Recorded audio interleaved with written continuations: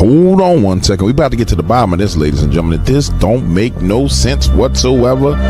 Welcome to the Dark Waters channel, where we explore mysteries, figure out the truth, dive into politics, and anything else you want to know about. That's what we doing over here, baby. Let's go. What's up, ladies and gentlemen? The one and only James Williams, Dark Waters, and I'm back. I was supposed to be in the office today with an interview with a young lady named Tamara Neely, but unfortunately, the internet went down there and everyone is fleeing because you can't be in the office without the internet. It's like walking around on a hot summer day with flip-flops with no bottoms. Yeah, with the bottoms cut out where your feet are touching the hot concrete. The tontite. I never forget, real quick story. When my kids were little, we had this family move in next door. And the guy who owned the house moved to Africa because he wanted to get back close to his people. And so he decided to put his house on Section 8. So in comes this single mom and her son, and her boo would come back and forth. I never forget, her son comes out, his name was Rodney. This is funny. And so I'm sitting outside, hanging out, and Rodney comes up and he says, I'm smoking a cigar. He said, "You smoking a cigar?" I said, "Yeah." I said, "How you know the cigar?" "I know what backwood is." That little dude, he like a little bitty kid, man. And I'm like, "Man, why don't you go inside? Your feet not hot on that tontite?" I said, "Rodney, what you say?" He said, "Your feet not hot on that tontite?" I said, "What is tontite?" And he starts pointing at the ground. I said, "You mean concrete?" He was like, "No, it's tont." I said, "Rodney, it's concrete. That is concrete." And I was like, "My Lord." And then he goes in and tells his mom. This mom comes out and starts saying, "Well, I don't know why you talking to my son." I was like, "Okay, your son going to prison. You going to prison." Guess what? Guess what Rodney is right now? Rodney in prison right now as we speak. Breaking. Trump to ask the DOJ to investigate Epstein ties to Democrat banks. Now that the Democrats are using the Epstein hoax involving Democrats, not Republicans, to try and deflect their disastrous shutdown and all of their failures, I will be asking AG Pam Bondi, who does nothing, and Department of Justice, together with our great patriots at the FBI, to investigate Jeffrey Epstein's involvement and relationship with Bill Clinton, Larry Summers, Reid Hoffman, J.P. Morgan Chase, and many other institutions to determine what was going on with them and him. This is another Russia scam. With all arrows pointing to the Democrats, records show that these men and many others spent large portions of their time with Epstein and on his island. Stay tuned. What does this mean? I'm going to tell you what I mean. I'll tell you what I mean. This is what the hell they should have did in the first place. But as of today, it means absolutely nothing to anything. To anyone. Everybody reading this post could freaking care less because they haven't seen any results. So this only makes the situation worse. Are we to believe at this point in time, while the FBI is harassing conservative content creators, while the Israel lobby is talking about censoring conservative content creators, are we supposed to believe at this point in time that Pam Bondi, Cash Patel, who run around with his old lady flying around on a jet, Dan Bongino, Todd Blanche, are we to believe that they're going to do any of this? I believe the president wants it done. I believe Donald Trump wants it done. But are we to believe that any of this is going to happen? No. No, you would be a fool to believe that this is going to happen at this point in time. I mean, honestly, you would be foolish because there's no evidence to support that this is going to happen. And I don't mean that from a negative standpoint. I don't mean to be like a negative Nilly or negative Nelly, however you say it. But the point I'm making is only fools, fall into this kind of trap. So as it pertains to all this back and forth, it's a social media battle. It's a Twitter war. Somebody say this, somebody say that. We'll do this. I'm going to come out and investigate this. And nobody's seen anything, so it's not news to me. Somebody said, well, if it's not news, why you're covering it? Because the point of this whole matter is until something's done, this is just talk. But it's the president of the United States of America, and I know he wants it done. However, until his people institute it, it's just talk. In fact, so we get an update on the SNAP, ladies and gentlemen. Snap on. Watch this.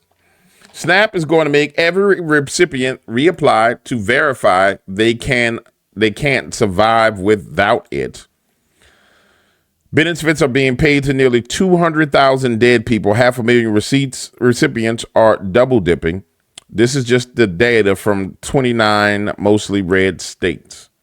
Now, I'm cool with them verifying if people need to be on SNAP, but in my opinion, this is going to be a grave mistake and grave error.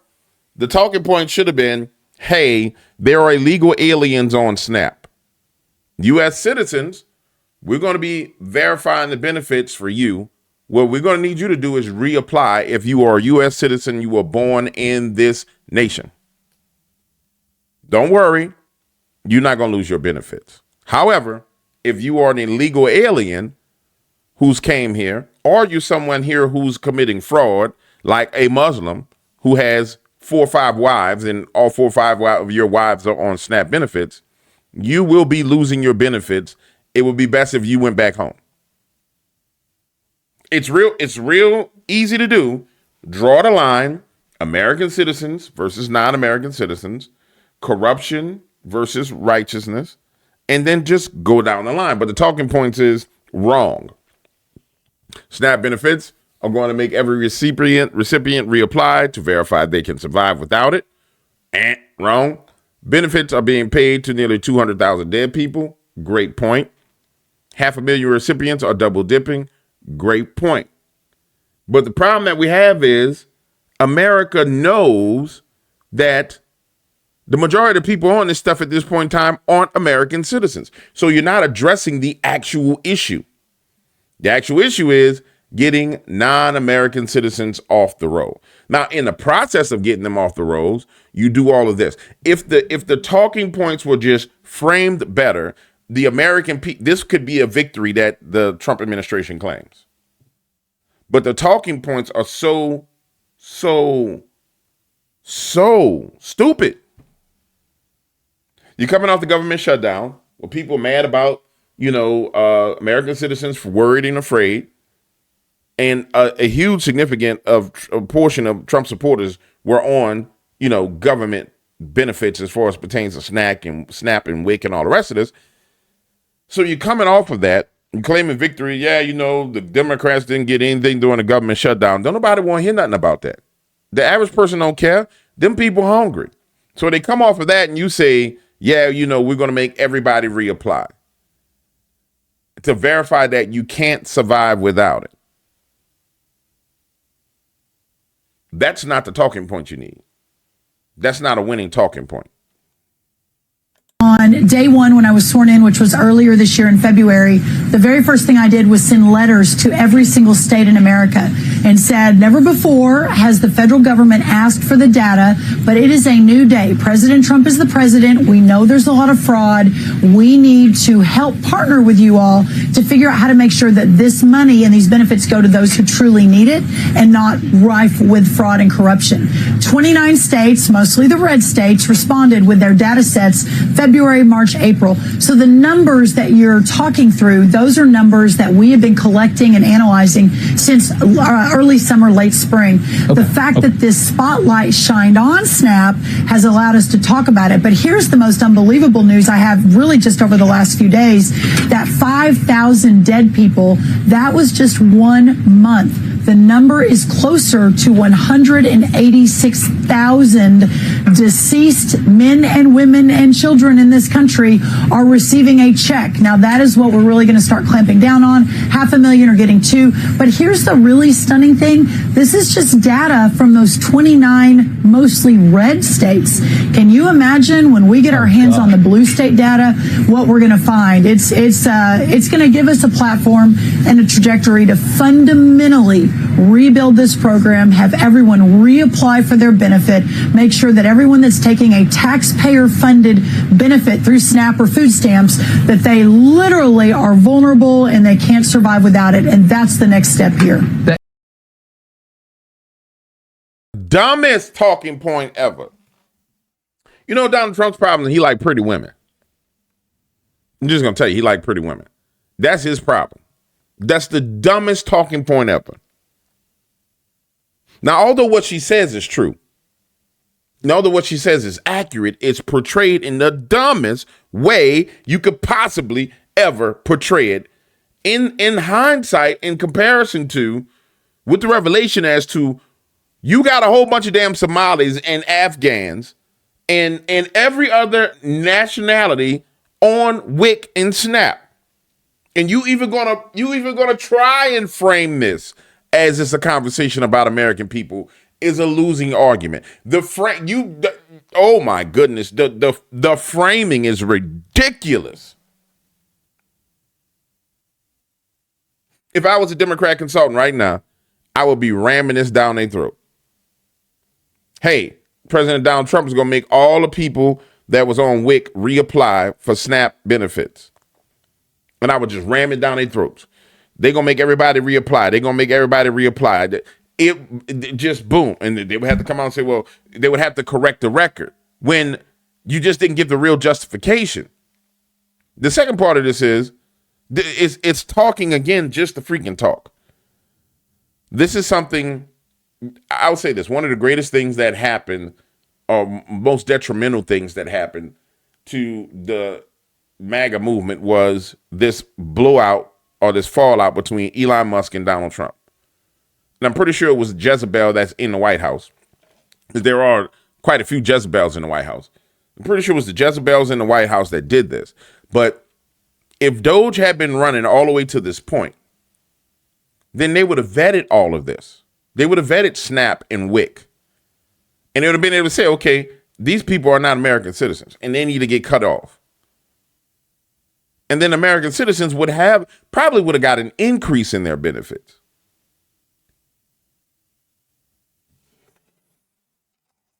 All I can tell you is, again, there's too much talk. Like, it's one of those plays where it's a play where if you do it, everybody will know. But if you are going to talk, if you're going to make a point, don't point the arrows at the American citizens in any way, shape, or form. Do we know they have welfare queens? Yes. Do we know people sell welfare food stamps on the streets? Yes. We know all these things. It's a harsh reality of it. Is there corruption? Yes. Am I saying ignore the corruption? No. I'm saying deal with the corruption, deal with all of that, but point the arrows at the people who are the ones that are not citizens, that are on the benefits of those who are citizens. And then those who are citizens will say, hey, man, you know, them Somalis is the reason why they looking at our SNAP and our WIC and blah, blah, blah, blah, blah. Instead, all you do is drive the two groups of people together. The Bible says be clever as a serpent, but innocent as a dove. These people are not clever at all. It's kind of like when I first started studying about being a businessman, but being a Christian businessman. The first thing that I learned was you don't walk into a room full of lions, tigers, and bears and say, I'm a Christian, I'm here to do business. You don't do it. It don't work. You just go in there to do business. And you carry that spirit with you, which is the Holy Spirit. He come right in there with you, and you go do business. And he was the one that told him, he's like, don't make no announcements. We come here to do business. Oh, okay.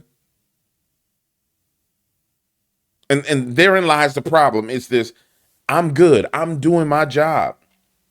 No. Just go do your job. Just go do your job. Ain't no need to be talking about it. Just go do your job. The next topic worth discussing is the ICE and ICE agents, and the fact that if these protesters aren't handled, they're going to give cover for people to assassinate ICE agents, which I'm pretty sure ICE agents' lives have already been taken. It's just not in the news. But it's one of those things where a heavy hand is necessary. And it looks like we're starting to see that heavy hand.